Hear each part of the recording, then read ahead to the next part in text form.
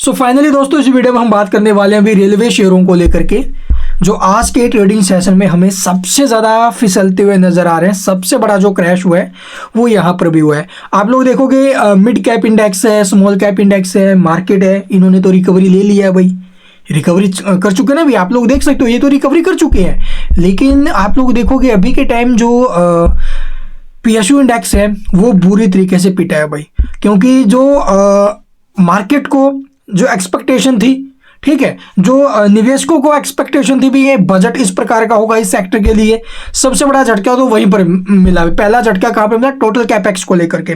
Previous में 11 lakh crore plus का था, अब की बार कितना किया गया? 10.18 करोड़, यानी कि लगभग 8-9% के करीब आप लोग देखोगे प्रीवियस के मुकाबले जो नबी इसको डिक्रीज किया गया है। सबसे पहला झटका तो ये लगा, जिसकी वजह से जो नबी डिफेंस शेयर है या फिर जो रेलवे स्टॉक्स है उनके ऊपर बड़ा प्रेशर हमें देखने को मिला। इसके बाद आप लोग देखोगे भी इस सेक्टर को फंड कितना मिला है। डिफेंस सेक्टर के लिए आपने देखा होगा, मैंने वीडियो डाल दिया, भी आपने नहीं देखा जाकर देख लेना। तो डिफेंस सेक्टर के लिए आप लोग देखोगे 9% जो फंड है वो इंक्रीज करके दिया गया है। फंड जो एलोकेट किया गया है 9% इंक्रीज करके प्रीवियस से आप लोग देखोगे अब की बार 6,81,000 करोड़ के आसपास का फंड एलोकेट किया है, डिफेंस सेक्टर के लिए इंक्रीज किया है। लेकिन अब बात आती है रेलवे के लिए, तो रेलवे के लिए भी जो फंड एलोकेट है वो अपडेट आ चुकी है। चलिए मैं आपको दिखाता हूँ भी कितना क्या फंड एलोकेट किया गया है। उसके बाद आप लोग देखोगे भी यहाँ पर हमें एक बड़ा जो फॉल है वो देखने को मिल रहा है। आप लोग देखोगे जो मेन कंपनियां उनके अंदर 9-10% की गिरावट देखने को मिल रही है। इरकॉन इंटरनेशनल 9.5 से 10% क्रैश हो गया। IRFC आप लोग देखोगे 7% क्रैश हो गया है। आरविनल 10% के करीब क्रैश हो गया है। रियलटेल कॉर्पोरेशन 7% के ऊपर में, ठीक है। और वहीं टैक्स मैकोरियल आप लोग देखोगे 10% के करीब और 6% के करीब टीटागढ़ जो रेल सिस्टम है उसके अंदर गिरावट है।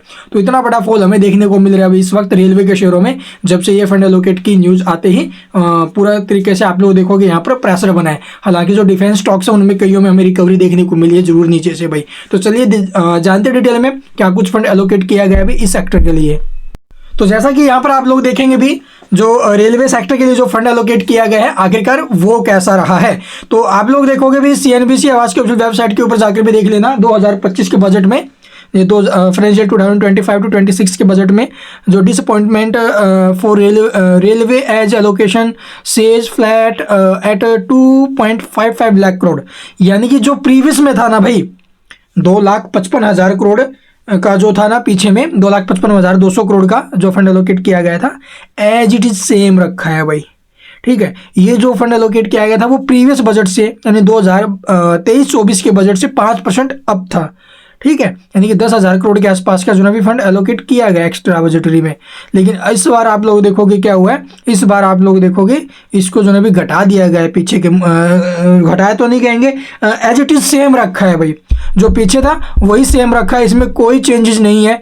जो 1 फरवरी आज के दिन जो बजट पेश किया गया इसके अंदर 2.55 लाख करोड़ का जो ना भी सेम बजट रखा गया है। लेकिन ये एक अच्छी बात है, ठीक है। जिस प्रकार से टोटल कैपेक्स का डिक्रीजन हुआ है ना भाई, ठीक है, उस प्रकार से अगर देखा जाए तो यहां पर यही उम्मीद लगाई जा रही थी कि डिफेंस बजट है या फिर रेलवे बजट है इसको घटा करके पेश किया जा सकता है, लेकिन वैसा बिल्कुल नहीं है। जो प्रीवियस में था उसे सेम रखा है, इसमें कोई चेंजेस नहीं किया गया है। तो ये एक अच्छी अपडेट है अभी, और आप लोग इसको किस प्रकार से देखते हो, कैसा आपका नजरिया है वो मुझे भी नहीं पता अभी। अब तो ये टोटल अपडेट्स आते हुए नजर आई अभी, और जैसे ही ये खबर आई अभी उसके बाद जो बाजार है इसको और ज़्यादा नेगेटिव लेके चल रहा है, ठीक है। ये जो 2,55,200 करोड़ का जो भी सेम फंड एलोकेट किया है ना भाई, उसके बाद से इसको और ज़्यादा नेगेटिव लिया जा रहा है। लेकिन अभी के टाइम जो बाजार कल चढ़ा था, कल रेलवे के शेयरों में तेजी बनी थी, वो सारी की सारी खा गया अभी। क्यों खा गया? क्योंकि उम्मीद थी कि बजट बढ़ा करके आएगा और करीब 3 लाख करोड़ के आसपास का एक्सपेक्टेशन था, अभी 3 लाख करोड़ के आसपास जो फंड एलोकेट किया जाएगा,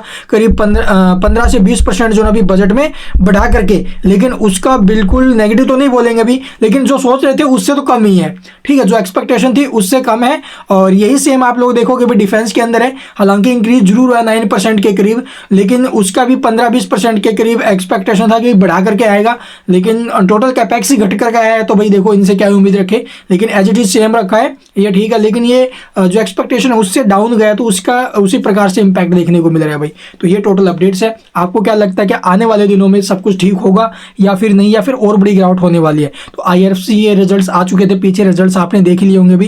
एंड अभी ये जो इरकॉन इंटरनेशनल है, आरवीएनएल है, या फिर आप लोग देखो राइट्स लिमिटेड के भी आ गए थे, सॉरी टिटागढ़ रेलवे सिस्टम है। तो कई कंपनियों के रिजल्ट्स अभी बाकी है, तो तैयार रहना भी।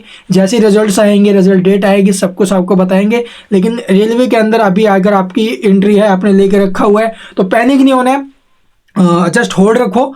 आगे आगे क्या क्या होता है, क्या क्या खबरें आती हैं, लॉन्ग टर्म ग्रोथ अभी बाकी है, टेंशन मत लो। And thank you for watching the video.